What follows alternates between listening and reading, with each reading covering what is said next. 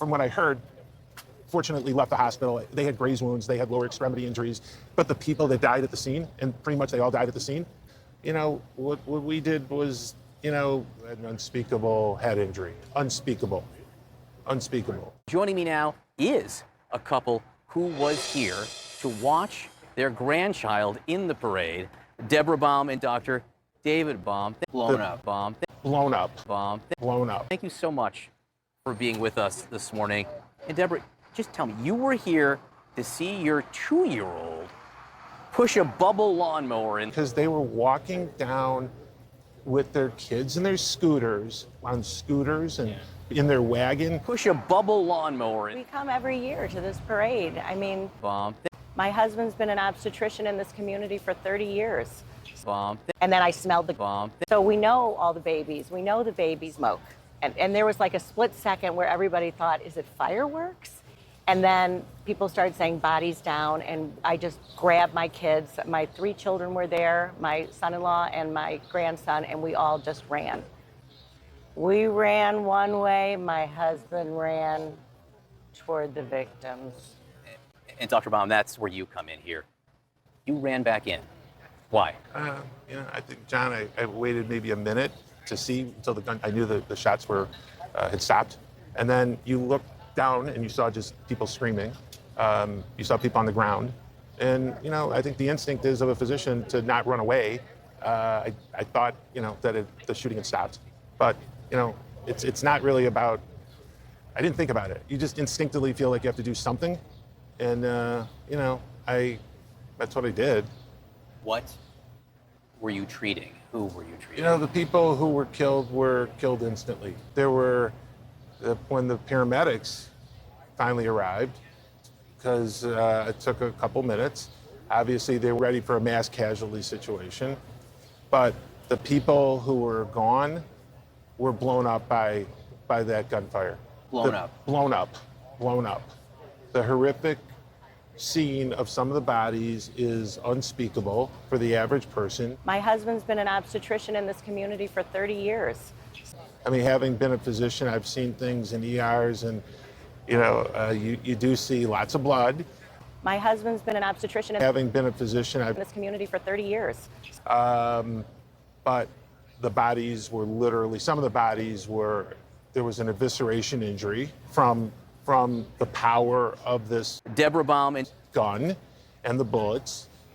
There was another person who had an unspeakable head injury. Unspeakable. So these are the bullets and guns that 18-year-olds have a right to shoot down on a parade in a sleepy little community July 4th parade. I know you think it's important. You're not trying to ruin anyone's breakfast as they're watching this. On the other hand, I know you think it's important to describe to people the horror of what you saw so that they understand it. The horror of what I saw was that this community will never, ever be the same, because people move up here for the schools. There's, nice recreational facilities. You're close to the lake. It's a great community. That's always been a great community. I grew up here. And I moved back here with my wife. We raised our kids here. My daughter and my son-in-law moved here because they were concerned about gun violence and carjackings in the city when they had their son. And now people they're scared to take their kid to nursery school. But, what I saw was just families' lives forever changed, because they were walking down with their kids and their scooters, and somebody who shouldn't have had access to a high-powered rifle got up on a rooftop and decided to do what he wanted to do. And, to me, I still do not know why this country allows an 18-year-old to have a weapon that is meant for war. And the injuries, John, that I saw, I've never served, but those are wartime injuries. Those are what are seen in victims of war, not victims at a parade.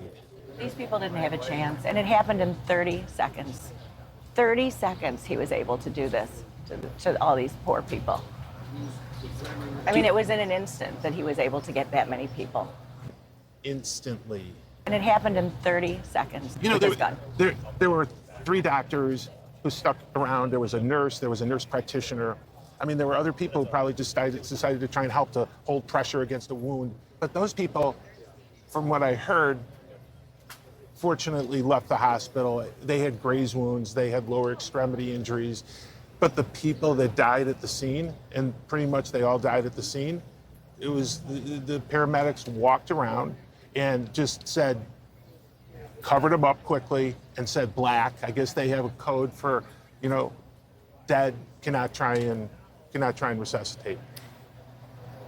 I'm so sorry that you now have both experienced something that more and more people in this country are now experiencing, Deborah. But do you think people, having been through this, do you think people understand the terror of that moment to hear shots like that? You know what? I don't even understand. Because yesterday I felt like I was on adrenaline mode and I just was trying to keep my family safe and get everybody away and worried about my neighbors and worried about this community. But today I'm just so sad. Today it's sort of hitting me more just how sad I am. And I'm also thinking that we all have to change our behavior until this gets under control. I mean, I'm not going to go to a parade anymore. I'm not going to a sporting event. I'm afraid for my grandson to go to school. So we all have to change our behavior and not do the things that we love to do because of this situation.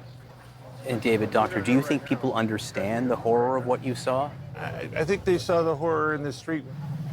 I think they saw the horror and ran because they heard gunshots. But do people out there, do people who haven't been I through don't think the average person has to see a body eviscerated or a head injury that's unspeakable to understand that they shouldn't have to see that to understand what the problem is with this country.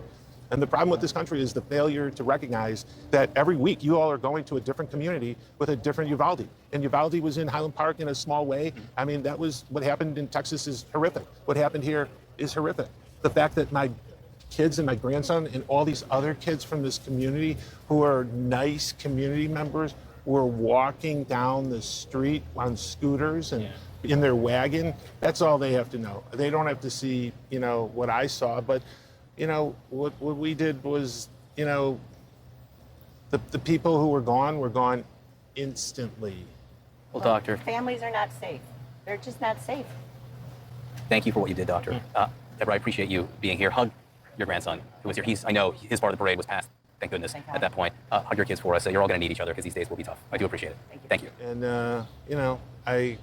that's what I did. The people who were gone instantly. John, I waited maybe a minute. The people who were killed were killed instantly. And because they heard it's a great community, that's always been a great community. I grew up here. I mean, having been a physician, I've seen things in ERs and, you do see lots of blood. So we know all the babies. We know the babies. Blown up. Instantly. I think, John, I waited maybe a minute. Instantly. That's all they have to know. They don't have to see, what I saw.